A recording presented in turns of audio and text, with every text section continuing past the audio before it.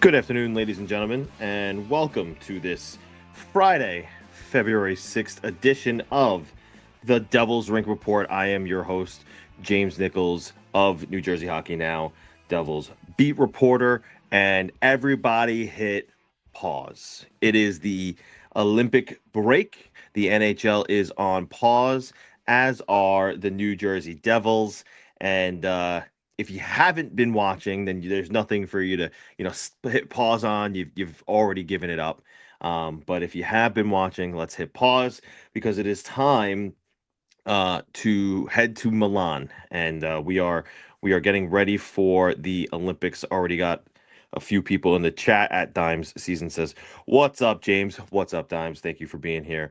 Thank you for listening today, supporting the show." And this show, listen, we got no guests today because couple things. One, when speaking to a few potential guests, we realized that a lot of people are prepping for the Olympics or on a plane to get there, or maybe just don't have the necessary time slot to get this done. But two, when we realized we could maybe squeeze a few people in, we decided, you know what?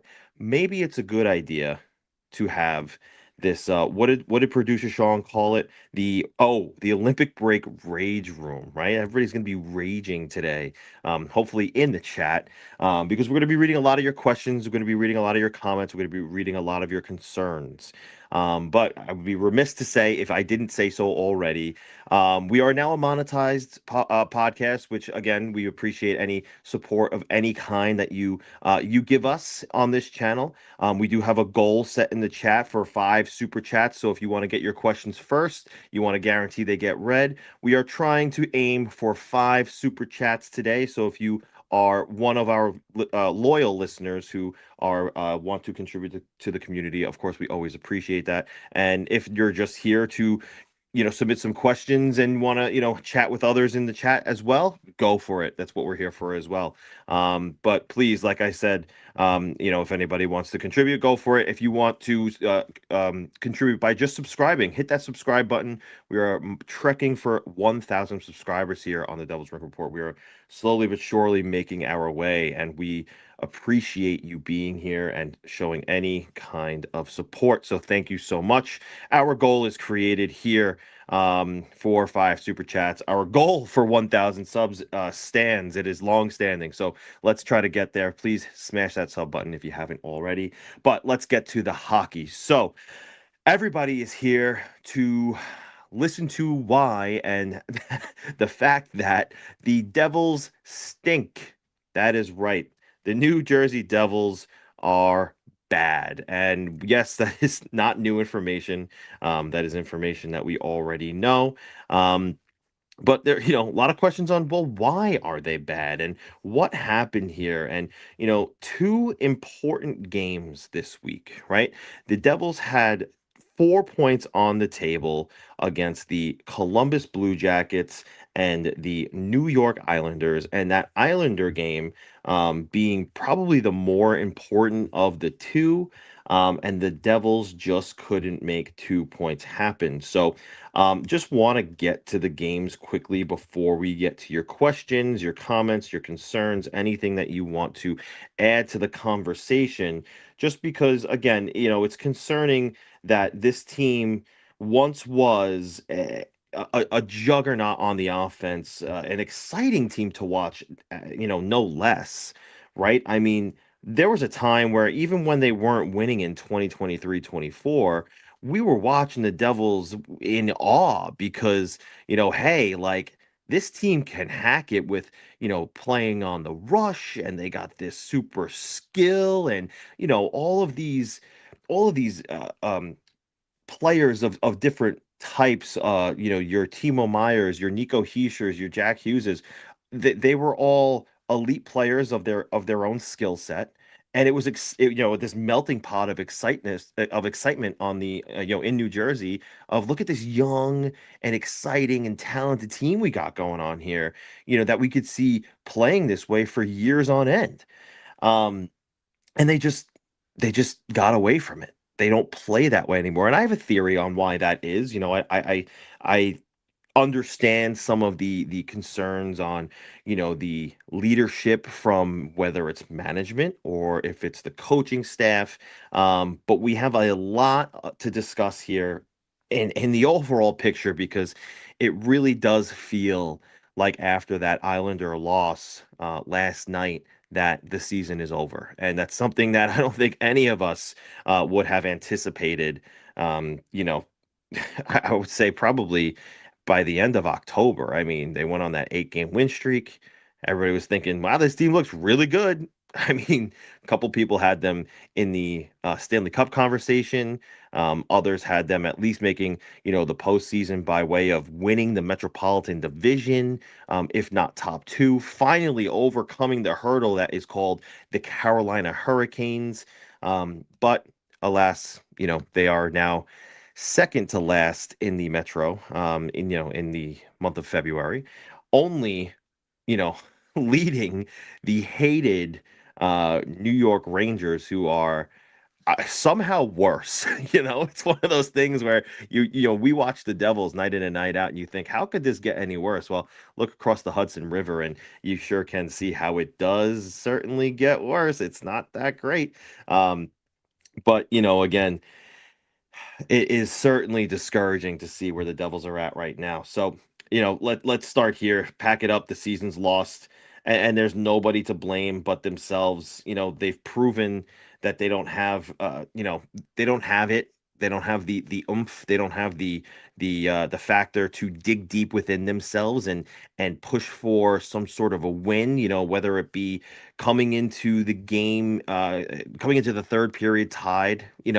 That I believe I wrote the record last night in my dissected. Let me just pull that up here quickly. That they are 9-8-1 when tied going into the third period. And although it's above, I guess, quote unquote 500, it really isn't. It's kind of like 500. It's worse than it sounds. And in fact, when they're trailing going into the third period, they only have one win on the season. I think it's something egregious, like 115-1. So the Devils just don't have that fight in them, that ability to dig deep and find another level when it matters most and try to pull out a win here. So look, you can't blame injuries, right? First and foremost, because they're pretty much healthy sans Jack Hughes. We're gonna put a pin in that one and talk about Jack Hughes in a little while. 11 points out of the Metropolitan third slot division. The wild card two is probably a little too far off as well. I believe that's being held by the Boston Bruins at the moment. So those are too far gone. Tied for second to last in goals. That's a development nobody saw coming. Not with a team that has Jack Hughes, Jesper Bratt, Nico Hischier, Timo Meyer, who again I'm the first one to raise my hand and say I was a Timo Meyer defender. I'm starting to I'm starting to turn the page on Timo Meyer because he just not every month is March, and he only apparently turns it on in March. He showed some flashes of it earlier in the season, but ultimately he has not been able to show consistency in the goal scoring department, which is what they paid him to be. A lot of questions on like why did Tom Fitzgerald extend this guy to be the highest paid forward? There's an argument to be made there. Well, when he signed the contract, he was that guy, and now he's just not. It hasn't necessarily worked that way in New Jersey. We'll put a pin in that too, and we'll talk about it a little bit later. But the overall thing here is tied for second to last in goals in the NHL with 146. I mean, that is shocking. This is a team that in just 2 seasons ago and last season, you saw the steady decline a little bit last year, but you understood it because they were sacrificing some offense for defense, right? And they were winning games, right? It looked pretty good in year one of Sheldon Keefe. Well, this year it just took a nosedive, and it has not worked out the way that everybody had hoped it would. So it's concerning. And again, the thing that and this was my question. I asked Tom Fitzgerald this question, and again, I know you're gonna roll your eyes and you're gonna scoff and you're gonna say, "Oh, here comes that name again." When the Devils traded Tyler Toffoli, I asked Tom Fitzgerald, "Where is the offense going to come from now?" Not saying Toffoli was the only one to provide it, but at the time, that was a significant subtraction for a guy who was scoring at a 35 goal pace, who was never replicated. And that cog that was taken out of the ignition moved everybody else down a peg. And all of a sudden, we're looking for somebody to score goals, and it just has not happened. Before I move on, I see a couple super chats here. Super appreciate that, guys. Thank you so much. When we get to the comment section, I will be sure to get those done first and foremost. If anybody else, there's two here. That is more than I would have even anticipated when I pressed play. I know we set the goal, but I really, you press play and you set the goal, but you don't necessarily expect these things to happen. You guys are the best. I really appreciate you, and I appreciate you guys supporting and just being here. It really does mean a lot. Me and Sean, we put a lot into this. We work really hard on this, and just to have you guys supporting that, and supporting the journalism locally, that is kind of a dying industry. I couldn't be more grateful. So thank you so much for that. Back to the hockey. Let's move on here. Again, July 3rd, 2024. I asked Tom Fitzgerald, where's that offense going to come from? It hasn't come at all. So most of the skaters have underperformed. Like, obviously Jack, Nico, Dougie Hamilton's turned it on of late, but Grievances has kind of, he's kind of fallen by the wayside lately. And look, I'm not putting any blame on him, right? He's a first year NHLer at 24 years old. He's still getting his feet under him, and I think he's got a bright future. I think him and Lenny Haminaho have really created something here that I think the Devils can use moving forward for a decent amount of time here. Jack Hughes called him part of the core, and I think for a reason with Grievances. So I think that's really good. A really good thing moving forward. But again, it right now you can see it's just not working, right? Let's look at the Blue Jackets game, a 3-0 loss on home ice. I mean, you cannot come into this week needing the points that you need. If you get 4 points this week, for argument's sake, somehow, and you go into the Olympic break with 2 wins, you give yourself a fighting chance when you get back, and you're sitting closer to the playoff picture, obviously, right? Than you were before. But not only was it important to win these games because you needed the points, but they're essentially 4-point swings when you think about it. In division games, not only are you leaving 2 points on the table, you're letting your opponent in front of you gain another 2 points. And now the margin is even wider, so it was really important to go ahead and get these points this week against divisional opponents, especially against the Islanders on Thursday, who you were directly chasing, right? Obviously, the Blue Jackets are ahead of the Devils, and sure, you're chasing them too, but ultimately the goal in the end is to find and grab hold of the Islanders and displace them from that third place spot in the Metropolitan Division, and they just didn't do that. So, just taking a look here at how the Blue Jackets game went, right? No goals through the first 40 minutes, which, are we surprised? No, the Devils struggled to score goals, and they just really could not make it happen. But then all of a sudden, 5 minutes into the third period, here comes Dante Fabro, of all people, to score the first goal of the game, right? So you're telling me on the ice, where in a game where the Devils have guys like Jesper Bratt, Nico Hischier, Jack Hughes didn't play this game, but Dougie Hamilton, uh, um, Timo Meyer, like, you're telling me Dante Fabro's the guy to open the scoring, and I know that's a little tongue in cheek, right? There's more context to it, but the point stands. An unassisted goal from Dante Fabro opens the scoring.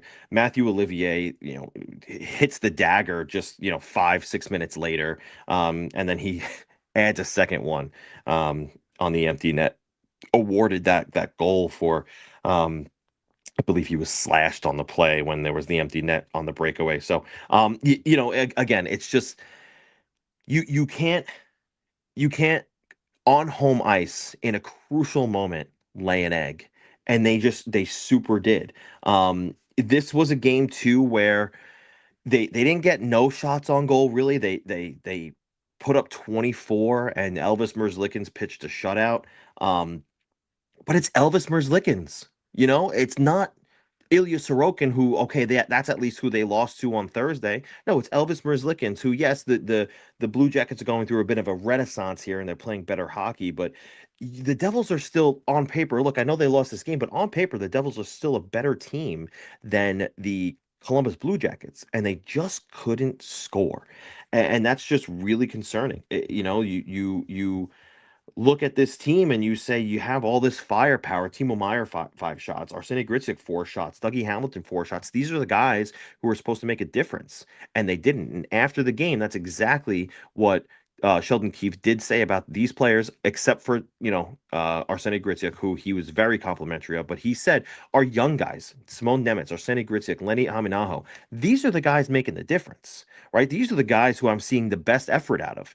I'm not seeing this effort out of Jesper Bratt. I'm not seeing this out of, Jack Hughes isn't here. We certainly could use Jack Hughes right now. And that was a comment that actually was said by Connor Brown, which I think went a little bit unnoticed, that when the Devils are needing their top guy the most, he is nowhere to be found.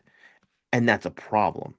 So the Devils lose Tuesday to the Columbus Blue Jackets, 3-0, lay a goose egg, crucial moment, and they can't make it happen. Okay, you take that one, you move on to Thursday, another crucial, important game, Ilya Sorokin in net.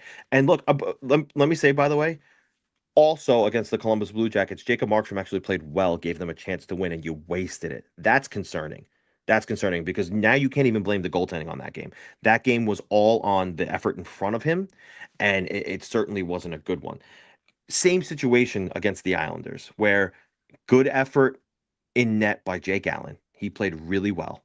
He couldn't do anything about the inept structure in front of him. He couldn't do anything about the impossible conundrum it is that the Devils cannot score a goal. Is there a little bit of puck luck to talk about here? In both games, the Devils hit the post multiple times. Sure. That doesn't mean that they can't create other scoring chances where they should be scoring goals, and they didn't do that, right? Though it's almost like those posts were almost exclusive scoring opportunities, right? They hit the post and then seemingly didn't create much more. And they were actually a little bit better against the Islanders, and Sheldon Keefe did go ahead and say, listen, like, the structure is there, you could see it, right? Like the what we need to do, the formula is there. We just couldn't make it happen. Okay, well, it's a little bit too late for the formula just to be there, and you just couldn't make it happen. It's February. It's now the Olympic break. You're going to come back from the Olympic break, and there's 25 games left, and your chances at making the postseason are at 2 point something percent.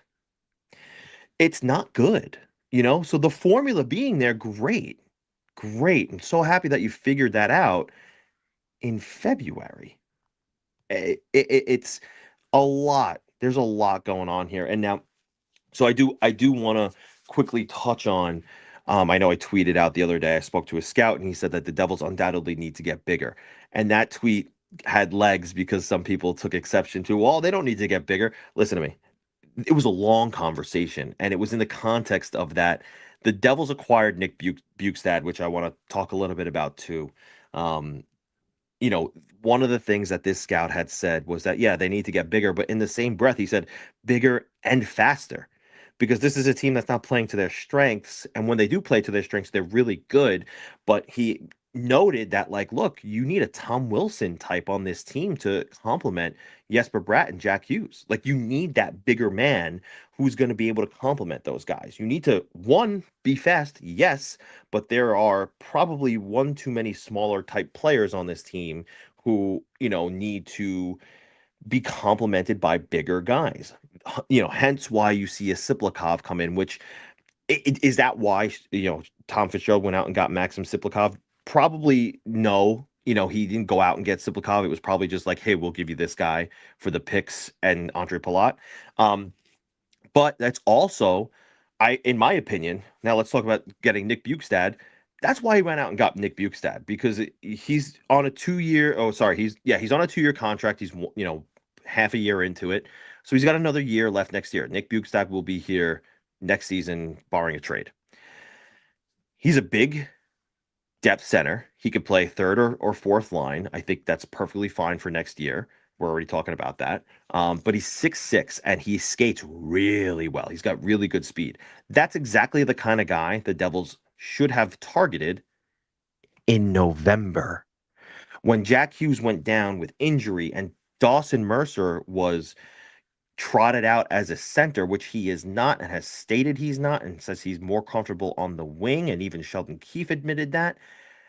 They went out and got Nick Bukestad, and that's a guy that they should have gotten in November. So although it was a good trade, you didn't give up much. You're not going to think about the draft picks. You're not going to think about Thomas Bordelot ever again. They went out and they got Nick Bukestad, but they should have did that in November. Too little, too late. So there's just a lot of things here the Devils need. They need size. They need more speed because they are a fast team when they play that way. Um, this scout that I spoke to also said they don't really look like they're a team that's playing as a team. They don't look connected. They don't look like they're cohesive. Um, he said they're probably a little bit too fragile mentally and physically. And I think there is something to be said about that.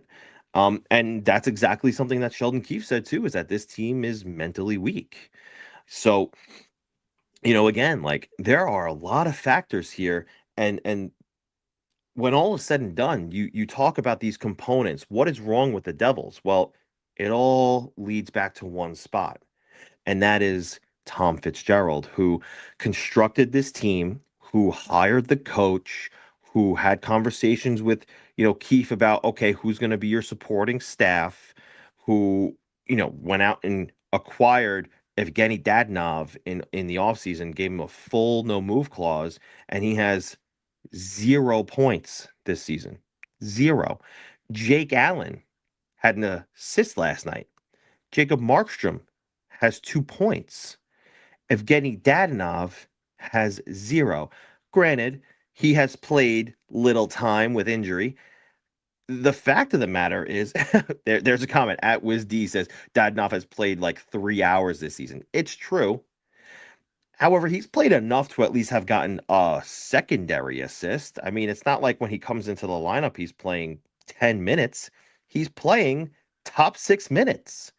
So the fact of the matter is that Tom Fitzgerald brought in a guy like Dadonov who is contributing nothing.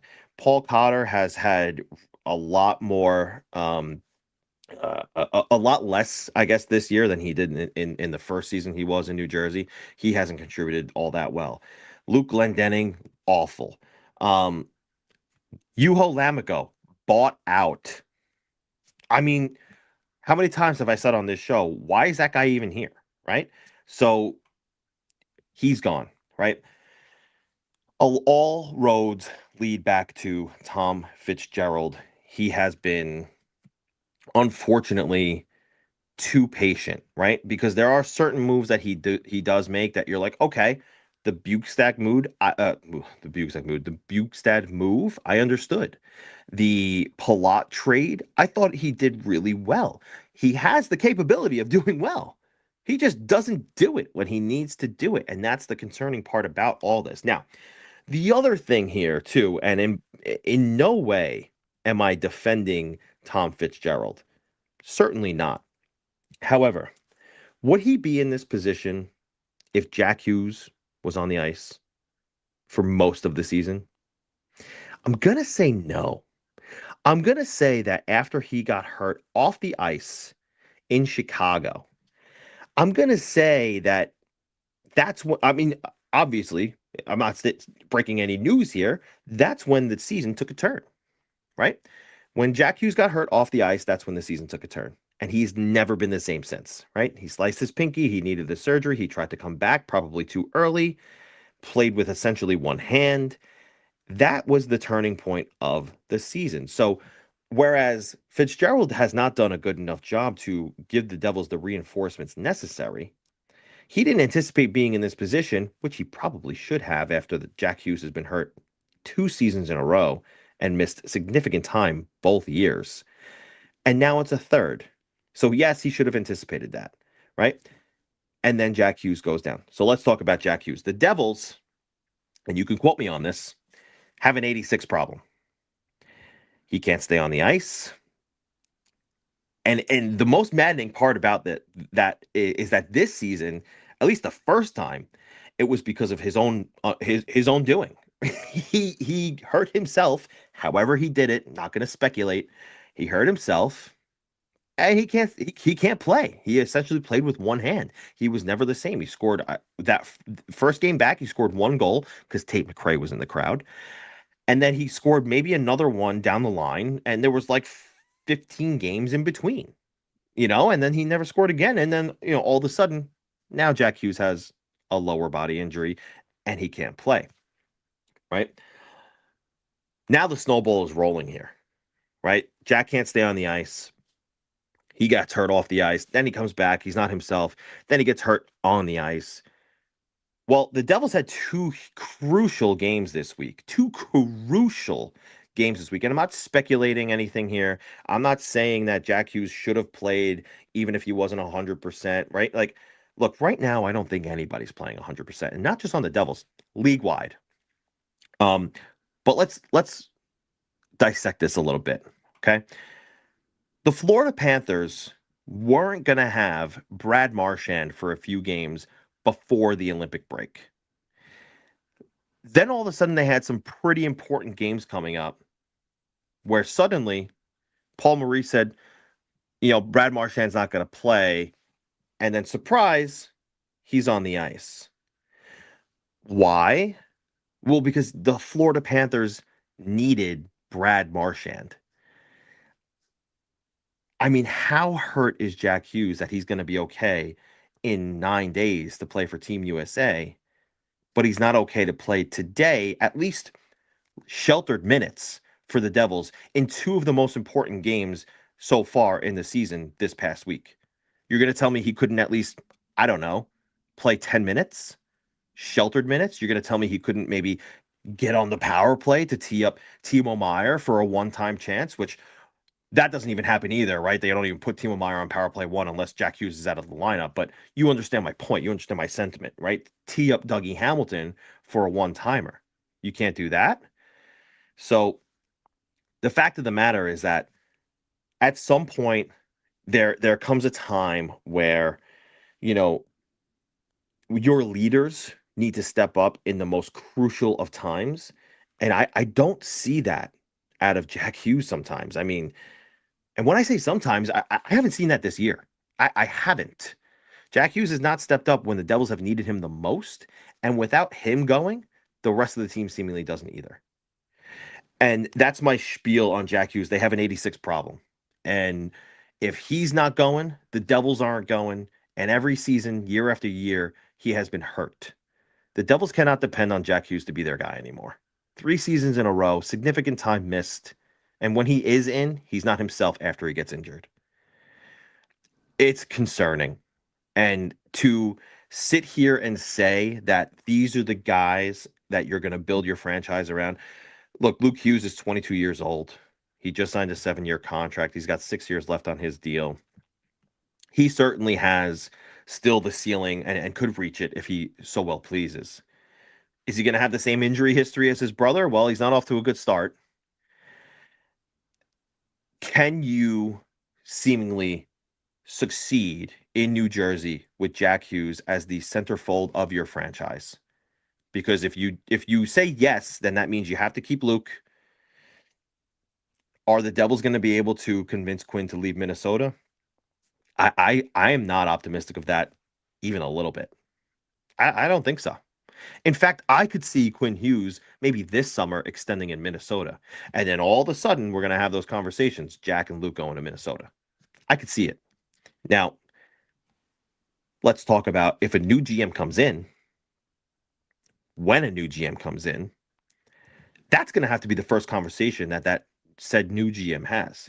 How committed are you to New Jersey, Jack? How committed are you to New Jersey, Luke?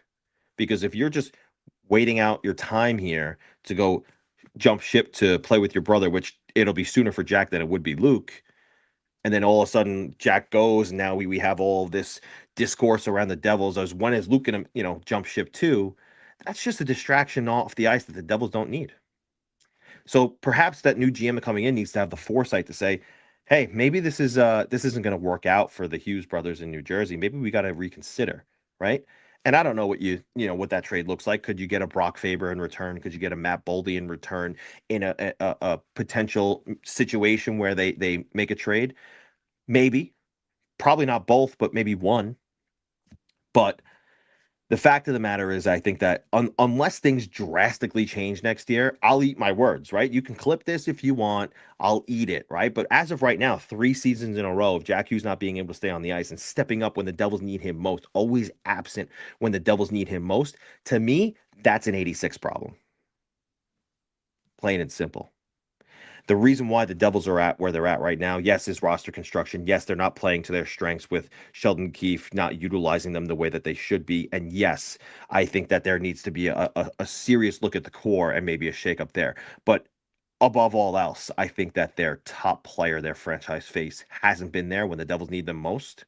And that's the biggest problem that the Devils have on the ice. So, you know, that's my theory. Now, my theory on why the Devils aren't playing the way we think they could play anymore either is because, again, going back to Jack getting hurt, all of a sudden, look, they were scoring goals at the beginning of the year. In that 8-game win streak, they were winning four goal games, 5 goal games. Like they were scoring. It's just, they lost Jack. The confidence left the room with him. And then they kind of looked at it and they said, we got to adjust here. We got to play more defense than we do offense. And as the days went on, the Devils suffered an identity crisis, and they don't know what kind of team they are. The structure that Sheldon Keefe tries to put in place, he's criticized multiple times until last night.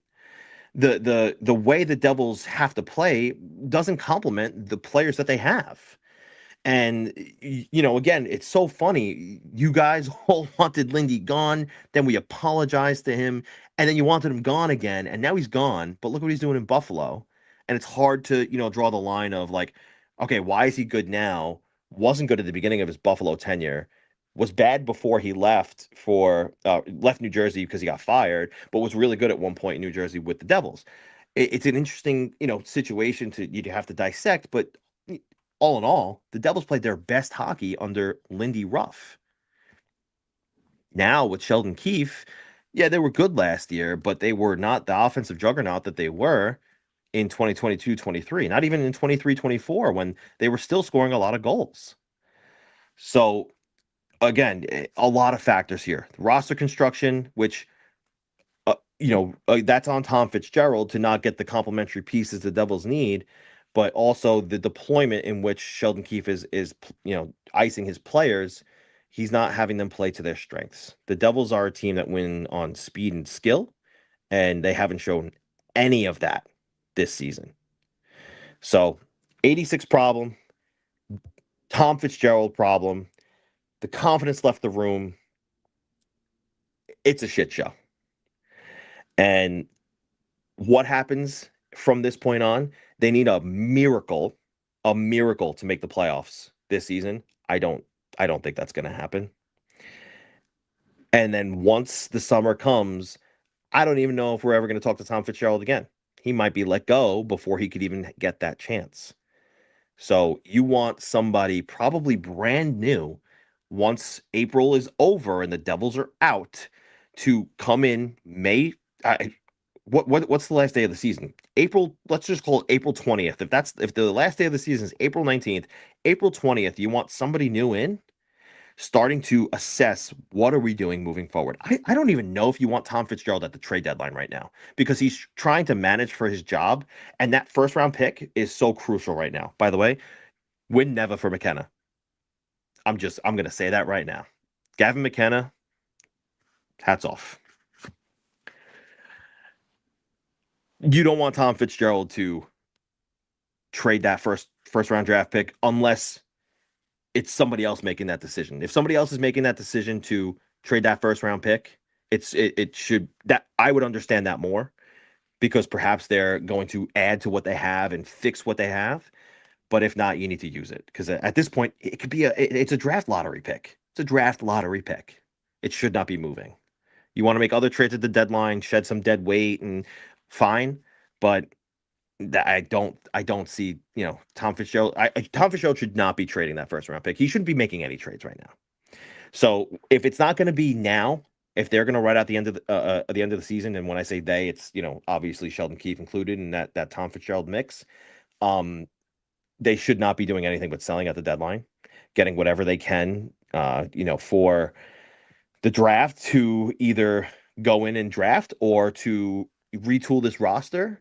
Um, but some tough decisions, some tough conversations need to be happening sooner than later. It was a devastating week for the Devils.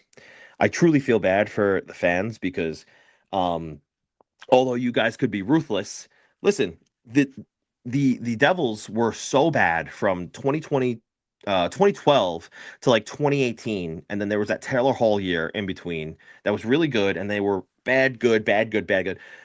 It's time for the Devils to be good, and they can't get out of their own way. They wanted to be the Florida Panthers, they're not. They wanted to be something that they weren't.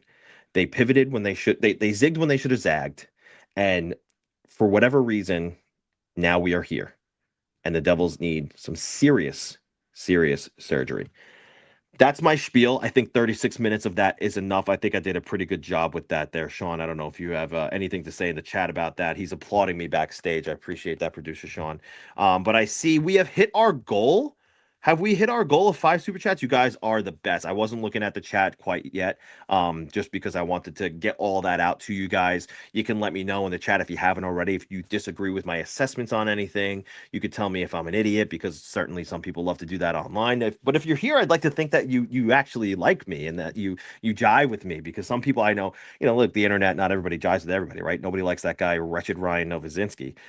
So I get it. I certainly get it. But let's get to some super chats here, Sean. Let's bring up the first few. At Dime Season with a $10 dono. Dimes, thank you so much. I really appreciate that. Sean really appreciates that. And again, like I said, this is going to help us on the beat and, be that much better. This is going to help us maybe do more with the Devil's Rink Report. Maybe have more shows. We're going to try and get on, not try, we will get on RSS feeds and to be in your cars soon. So you don't have to look at us every week. But happy to support, says Dime Season. In a world where the Devils get a top 10 pick, it has to be a scoring center or a wing, right? Yeah. Yeah, certainly does. And again, if somehow by some miracle the Devils get into the top three, it's either Gavin McKenna or Stenberg. That the kid Verhoff is an excellent prospect as well, but the Devils have so much on the blue line. We've already, obviously we know that, right? They have so much on the blue line. They still have Anton Siliev coming over from the KHL, which I think that happens after this summer. I undoubtedly think that their next draft pick, the first one that they make, has to be a forward, and you hope that you can get up in the draft somehow and get a Gavin McKenna or a Ivan Stenberg, because those two guys are making noise. Forget about the off ice stuff about Gavin McKenna. I don't think many people are going to disagree with what he did, and obviously the charges were dropped. Standing up for his family, and look, should he have made that decision to go ahead and punch the lights out of somebody? Maybe not. And maybe somebody should have stepped in and kept him a little bit reserved there and said, hey, potential first overall pick in a couple months, like, we'll take care of this for you. That didn't happen, unfortunately. But you call somebody's mom a derogatory term like that. I mean, at 18 years old, I could understand why he did what he did. And word is that he got heckled, and further word is that he, actually didn't hurt his reputation within the league. So it's really interesting. But yes, absolutely. A center or a winger that can score, somebody that can shoot, somebody that can find to the back of the net. Dime Season, that is a spot on assessment. Absolutely, that's what they need to do if they use that first pick to draft. So thank you so much for the dono. Thank you so much for being here for the support. Sean, let's get the next one. At Steve_KS with a $5 donation. Thank you so much for that, Steve. And he said, checked out of the season, just like the owners have apparently. I'll continue to support you and Ryan Novozinski. I appreciate that, and I know Ryan appreciates that as well. The support is, I'm dumbfounded by the support. I mean, when I came onto this beat 5 seasons ago now, which is crazy to say, I didn't imagine, us getting to this point, and here we are now. And the support has just been, I'm so grateful. So thank you so much, Steve. I really appreciate that. And listen, I hope things turn around. I hope that you have something to look forward to with the way that things are going here. I know you said the owners have checked out. don't know about that. I don't know about that. I think that they have a pulse on what's going on here. So thank you for so much for the $5. Let's get the next one, Sean. At Sonic with a $20 donation. Sonic, you're crazy for that. Thank you so much, dude. And by the way, this is our first ever donation from our last stream. Sonic was our first ever donor. So Sonic, thank you so much for that. And he says, after what happened to the Washington Post, I'm pleased to stand by and support local journalism. With that said, love the classes and cleaned up beard. Hate the roster makeup. Doesn't New Jersey have any must sells at the deadline? I appreciate that. I cleaned up my beard. It was a busy couple weeks. I couldn't clean up my own beard. I usually do that. But the glasses are just blue light glasses. I needed something to stop my eyes from straining so much, and my wife said, "Hey, get these," and they actually work really well. So thank you, and they look pretty good on me too. I appreciate that. But some must sells at the deadline. That's a really good question. So looking up and down the lineup, like first of all, and I'm just gonna pull up the Devil's Puckpedia here, like who are the pending UFAs? It's really not that many that you're gonna like get anything of significant substance for. Um, unless like I, I would like to think that the Devils, if they're not doing a complete teardown, are thinking to themselves after getting Nick Bukestad that their center core is going to be Hischier, Hughes, Glass, and Bukestad next season. However, like if they're not going to do that and they're thinking about moving somebody, I could see Cody Glass getting a decent return on the trade market. That's somebody I could see the Tom Fitzgerald dealing to get assets in return. Like I wouldn't be surprised to see a second round pick for that guy. He's scoring at like a 23-ish goal pace. And his responsibility in all the other zones are somebody that are something that are of elite stature. So I could certainly see selling Cody Glass. Not that you want to, but if it's gonna say a team calls and says, "Hey, we'll give you a second round pick and a blue chip prospect here," that's more ammunition for you to use at the draft to get something of even more significance in return. So I could see that happening, especially with Bukestad here now. But I don't think that they should. I think if somebody calls on Dawson Mercer, you should probably take a look at that. He's a guy who, yes, he's so versatile and he's been in your lineup for every single game since he's been in the NHL, and I understand that kind of thing. But he just like he always leaves you wanting more. And you can get a lot for a guy like him. He's still young. He's 24 years old and he's on a really good contract. And you know, is he a top six guy? I don't believe so. Like, if you're a top six guy, needs to at least put up 50 points, and he's not doing that, right? He's not putting in 20 goals either. If you're going to be in the top six, you got to be something that a guy like Jack Hughes and Jesper Bratt can feed off of, and he's not delivering. He had that one year in 22-23 where everybody had a really good year that year, scored 27 and almost 60, but he's never replicated that so far. It's pretty clear that the outlier was 2022-23 with Dawson Mercer. So if somebody comes calling for him and you're going to get something of significance in return, yeah, you do that all day. Um, Other guys here, like the pending UFAs are Dadonov, Mark McLaughlin, and Luke Glendening. Like those aren't you're not going to get anything in return for those guys. And then Zach McEwen as well. Those aren't must sells to me. Then the 2 year guys like Nico Hischier, like you're having a hard conversation really soon, but that's a new GM conversation, right? That's not a Tom Fitzgerald conversation. If he's here, I I'd be shocked, right? But I don't think Tom Fitzgerald is selling on Nico Hischier. That's not something that he's going to do, in my opinion. But Dawson Mercer, I could see. Um, Cody Glass, I could see, and that's really it. I don't call them must sells. I think Dawson Mercer, you shop around a little bit. If somebody calls for Cody Glass, then you entertain that and you say, all right, what can we do here to try to recoup some assets? But and then look, the weird thing to me with Simone Nemitz is that nobody seemingly wants to say this guy's part of the future. As good as he's been this year, and he hasn't been perfect, he has had certain flaws, but nobody wants to definitively say this guy's part of the future. So again, somebody comes calling for Simone Nemitz, you entertain that conversation and you get the proper return. But it's hard outside of that. Like, who else are you going to sell? Unless you're tearing it down, You're not selling that many pieces here, and maybe that's a problem. Um, but Dawson Mercer, undoubtedly, Cody Glass and Simone Nemeth are guys that you entertain. Paul Cotter, I'll throw in there as well. That's a guy who might bring you a little bit back. Like he hasn't been the best this year, but you saw what he did last year, right? And he loves to throw the body, and I know he hasn't been that player this season, but if he could be again, like you do that all day. Um, there are a lot of pieces here. Like Shane LaChance could come in next training camp and steal a fourth line spot, right? You could replace Paul Cotter with Shane LaChance. Why not? And look, you get bigger. I know Paul Cotter throws a lot of hits, but you get bigger with Shane LaChance. So that's something I could see happen as well. So those are some of the guys I would look out for at the deadline. But those big picture trades, I would be surprised to see them happen before the summer. Those seem like if they're going to do that kind of thing, it would be at the draft. Let's do another one, Sean. Thank you, Sonic. A $5 donation from Collect Records. Thank you so much for the support. Really appreciate that. And he says, terrified that before we're rid of him, Fitz is going to make a desperation move that hurts more than helps. Do you think ownership is monitoring him? And yes, I do think that they are monitoring him. And that's something that I wrote too, was that, that's the scariest thing about this season is that, like, every time you turn around and you see a new report, it's, oh, well, Tom Fitzgerald's buying, he's not selling. And like you kind of like maybe started to see that with the Bukestad, edition, right? That's a I don't want to call it long term, but it's a 2-year ad, not a 1-year ad.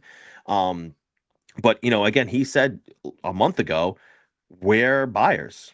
Playoffs are we're hoping for the playoffs. And although the chances are unlikely, he's certainly not going to give up, because if he gives up, he knows that that's his job. So that's why I said earlier, like, the scariest thing, don't let him trade this first round pick. It should not be his decision to do that. Um, and yeah, I could see it being like a desperation move. I've been banging the drum, go get Steven Stamkos since November. But at this point where they're at now, don't do that. And look, it's going to take more than a first round pick to get Steven Stamkos. And I don't even know if he would waive to come here anymore. But let's just say, for argument's sake, he would.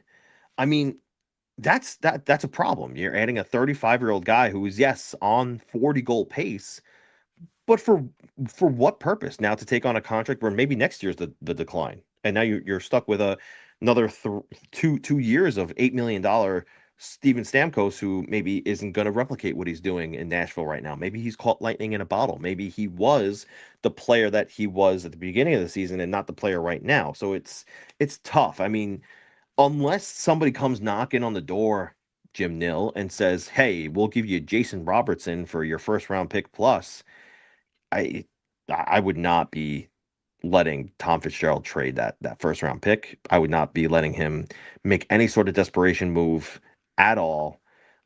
They are monitoring him.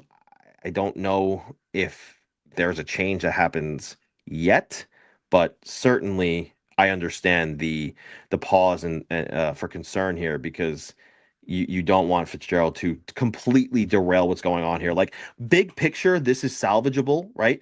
The pieces that are here could be added to, and next season could be different. It could be. But if the wrong pieces are moved in desperation now, suddenly you're looking at another dark time in New Jersey, and that's not something that you want to see happen so quickly. So quickly. The window was wide open. Suddenly, after everything has happened, it's like it's slowly but surely shutting, and that's something that you do not want to happen right now. It's a very, very tough time right now to be a Devils fan, and I certainly understand it. So thank you for the donation, Collect Records. I really appreciate that. Sean, is that the last of the super chats? Oh, one more at least from our buddy Ryan Novozinski 1262, who's on a plane right now. I'm not going to tell you where. I'm going to let him have his privacy, but he's on a plane. He's going to go have some fun. Good for you, buddy. And why am I so pissy? Come on. I sent Nichols 4 super chats. Now he sent me 0. You missed the one, I guess, back in, like, I don't know, November or whenever you got the function to do that. I sent you one $2.99, like your 1.99, whatever. Way back when, but Fine, I'll send you more. Sheesh, man. I didn't know you were gonna come in here and send me so much money. Thanks, buddy. Appreciate that. But you live home now. I don't. Anyway, let's move on to the next one. At Louis, New Jersey says, and for $5, by the way, thank you very much. Fitz told us about the country club atmosphere. That was right, and the rough, right around the rough firing, implied that that was on rough. What has Fitz done about it? It's top down. Yeah, that's a really good point. And I forget who I was listening to, but somebody was talking about Lou Lamoriello back in the day, and I know, right? Lou Lamoriello, I mean, he's beloved in New Jersey, certainly, right? I mean, he brought the cups here and everything like that, and he was part of that construction, certainly. And one of the things that Lou Lamoriello did when times were tough in New Jersey, he would go into the locker room and start ripping into his own players. And he would say, "Hey, you guys all have defined roles. Get back into your roles. I signed you to be X. I signed you to be Y. Play that way. I didn't sign you to try to be a goal scorer when you're not. Play your role, play your position." And he held that team, or those teams that he managed for years on end, very accountable. I mean, and you're not naive to what Lou Lamoriello used to do. You used to have to shave. You used to have a tie on. You couldn't have a 5 o'clock shadow. He held those players accountable. And I'm not sitting here advocating for no beards because I would look awful without one. But the fact of the matter is that Lou Lamoriello held his players accountable. I signed those guys. The head coach that's in place right now didn't. I did. So I'm going to come into the locker room and I'm going to hold you accountable. Is Tom Fitzgerald doing that? I think he delegates that responsibility to Sheldon Keefe. And Sheldon Keefe, we've seen the clips. He's a very good public speaker and he says the right things and he does hold his players accountable. But there needs to be another level of accountability. We spoke about this when Luke Hughes wasn't playing well. Sit him. It doesn't matter how much money he makes. Sit him down. When Jacob Markstrom wasn't playing, doesn't matter how much money you paid him. Sit him down. Doesn't matter if you're scared of losing Nico Dawes. Put him in, sit down Jacob Markstrom. You need to hold these guys accountable and you need to let them know their place. And you also need to let them know if you don't shape up, we're going to ship you out. And I don't know that that's happening from the top down. So Louis, it's a good point. What has Fitzgerald done about it? I I'm not going to pretend to know everything that happens behind those closed doors, but I haven't heard an inkling that Fitzgerald has gone in and lost his mind or at least told the players, hey, like I understand walking into a locker room saying, hey, I believe in you. You guys can do this. You guys can turn it around. But I haven't even heard that. And I'm not saying that hasn't happened. He's done it publicly, obviously, right when we sat down with him face to face. But I haven't heard him do it, in the locker room. So you would like to see him, certainly holding some more of the guys accountable. Probably too little, too late at this point, anyway. So, thank you, Louis, for the $5. Let's move on to the next chat here, Sean. And that's it for the donos. So thank you so much, guys, and we're gonna get to some comments here as well. We're running tight on times. We're gonna take as many as we can. And if we don't get it this time, listen, we're gonna be live again next week. We're gonna have a guest next week too. I had a couple of people reach out that they want to do next Friday. But if I didn't get to your question this time, copy your question, paste it in your notes, and for the next chat, put it in right away. Put it in right away, even if I'm not live yet. When the link to the next stream goes out, just put it in there. The sooner the better, and hopefully I get to it. But let's get to another few here. At World's Worst Gamer says, I only want to watch the underdogs in the Olympics. I really can't take the whole thing seriously when the Russians are not even there. It's a I understand why they're not there and everything like that. I wish that they would resolve this issue, both off the ice in the the political world and on the ice with, letting those players be able to play. So I get it. And Russia would have a really great team if they were able to play. But I understand that point. I would love to see like a Team Germany go on a run here with Leon Draisaitl. Like imagine they could make some noise with Stutzla and Draisaitl. That'd be super cool. You want to see Jesper Bratt in Sweden, play well. Not that they're an underdog per se, because they're one of the global powerhouses, because Obviously, they're in the Four Nations and stuff like that. They're one of the main countries that play in these tournaments. Um, but like let's just say clearly I want USA to win, right? That's what I'm hoping to beat Canada. I would love to have, that bargaining chip with some of my Canadian friends who I know who chirp me a little bit about what happened at the Four Nations last year and such. But it would be cool to see, again, a Slovakia, a Czechia be able to go on runs here. We saw it happen at the IHF summer tournaments. That was super fun to see. So yeah, certainly I think it's fun to uh, speculate that maybe the underdogs here could make some noise. But ultimately, I mean, sorry, I do want to see Team USA take home some gold. It's been a while. Let's get it done. Thank you so much for the comment. Let's get to the next one, Sean. At Bill Agnew 9989 says, I would try to trade Jack for large forwards who could play. Um, I'm not gonna say I'm not saying that I think they're going to. I think it's something that you look at though. I don't disagree. And not exclusively for a large guy. You're not going to just turn around and say, "Oh, this guy's big, trade Jack for him." No, I think Jack, look, there's a distinct possibility Jack could be traded, let's just say for argument's sake to Minnesota and he thrives. It could happen. There's no doubt that Jack Hughes is a world-class player, has all the talent in the world. He just can't stay on the ice. The problem is that it's just not working for him in New Jersey. He also doesn't help himself with some of the things that he says, right? I saw the circulating clip. I don't think he necessarily meant what all of you thought he meant, but at the same time, you need to come up with something better than what you said. So I could understand the sentiment um, that you guys have about Jack Hughes. But look, if at this point, if he's not 100% committed, if he's not gonna figure out a way to stay healthy, which you can't predict. And if you're not confident, and the next GM that comes in certainly has no reason to be confident in Jack Hughes being the franchise face, yeah, you're gonna have that conversation at least this summer and say, what does the future look like here with Jack Hughes? I think you have to. I think you have to because the the the the line starts with Jack Hughes in New Jersey, and if it's not, if that line's not going to move, then he's got to go. Let's get to the next one. At HXCDOOD says Minnesota wants Jack and Luke. Sure, give us 2 firsts and Boldy. I mean, like, yes, Boldy I think should be a piece. A first round pick I think should be a piece. Why not just swap evenly Boldy and Faber for Jack and Luke? I'm doing that. I'm doing that. It gives the Devils a reason to come back next year with Jesper Bratt. You can keep Timo Meier. You can extend Nico Hischier.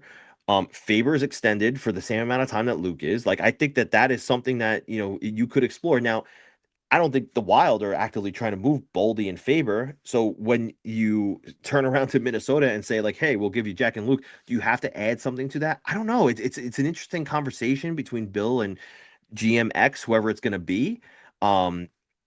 But I mean, at the same time, why is Bill Guerin going to do that? Jack can't stay healthy. Luke is on the shelf right now. Is he going to follow in his footsteps?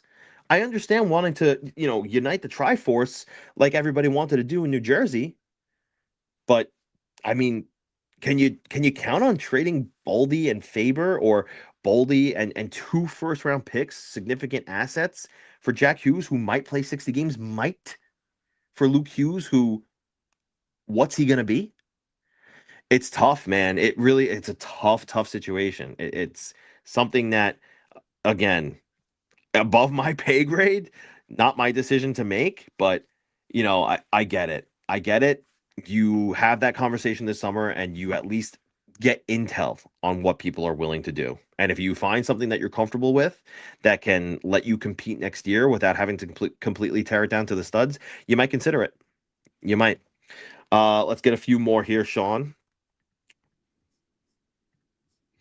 At World's Worst Gamer again says coaches don't matter when the players don't listen.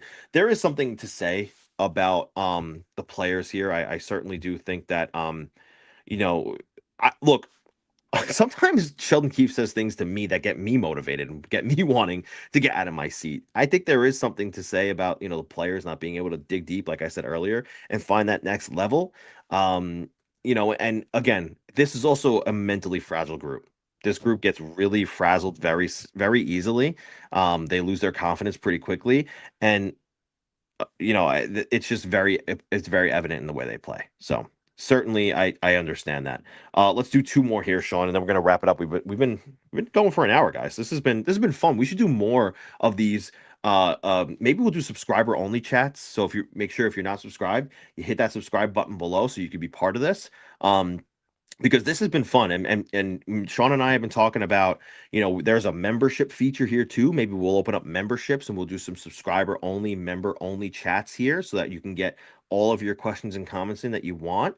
So again, hit that subscribe button. Make sure you're subscribed to Devils Rink Report. We do this every Friday, and give us a reason to do a few more. Maybe we'll add some extra subscriber only chats throughout the week. Maybe we'll do a second show, something like that.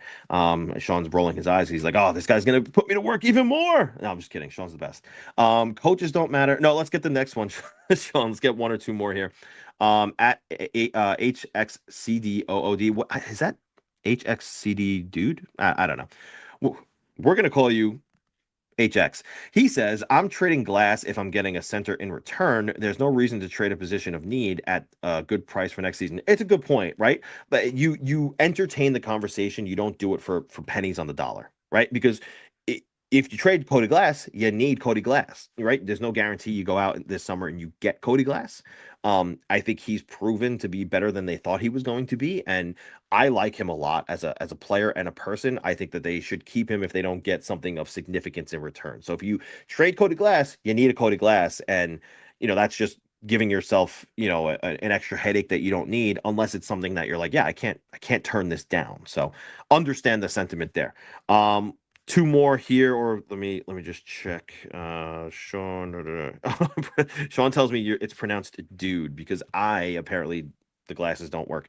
One more after the Cody Glass comment. Let's go to the last chat of the day. McKenna is not my pick. He has been on a downslide in various ways lately. Okay, that's so funny you said that. I asked around about that a little bit because now I'm starting to get to the point where I'm like, do I have to cover the top prospects in the 2026 draft? Because the way it looks, I might. And I did ask about Gavin McKenna. And I understand him having an underwhelming season. However, I'm told what he's been doing lately has continued to rise his stock sans the off ice stuff. He's been, from what I'm told, I'm just gonna tell you right now, I haven't watched him a ton. I do watch him occasionally, but not a ton. But from what I'm told lately, he's been a lot better. He's proving to be that number one overall status that he was, obviously projected to be. They're saying that he's heavier on pucks. Like, remember, he's an 18-year-old. He's in the NCAA with larger men, but he's becoming heavier on pucks. He's finding the open ice to put himself in scoring positions now. You saw that goal he scored, on Saturday at the outdoor game, a big goal and a big moment, right? He's not afraid of those moments. So although, yes, I do think that the overall consensus on Gavin McKenna this season was that it wasn't as good as they thought it was going to be. It's that he's now also turning it around and showing to be that elite talent that everyone thought he was going to be. I'm not going to call him world class. I'm not going to call him generational. But I think that the consensus on him is that he's still the number one overall guy. And he does have, the it factor to play in the NHL, and be that difference maker, that scorer that they, projected him to be coming into this season. So, that's going to wrap it up for us here this week, guys, on the Devils Rink Report, the February 6th edition. Guys, thank you so much for the support here. Thank you so much for the super chats. Thank you so much for subscribing if you have. If you have not subscribed yet, please consider smashing that subscribe button below. We are here every Friday. Give us a reason to do a few more. throughout the week. We have a new feature coming next week, by the way. Producer Sean has been working the keys, the clicks behind the scenes, and he's trying to improve the stream to make it even better and more fun. So come and support producer Sean. Let me get some producer Sean's in the chat for how good and how much how hard he works on this stream. So come next week to see what that is going to be. I don't even know what's going to be. He's got some things cooking up that he's going to show me at another time. I don't even know. But it's going to be fun. It's going to be fun. So please consider subscribing. Please consider being part of our community every week, and consider giving us a reason to do these more often, and get to our goal of 1,000 subscribers so that we can get onto the RSS feeds and be in your cars. That's going to wrap it for this week. James Nichols here, Devils Rink Report, New Jersey Hockey Now, Devils Beat reporter, and we will chat with you guys again next week.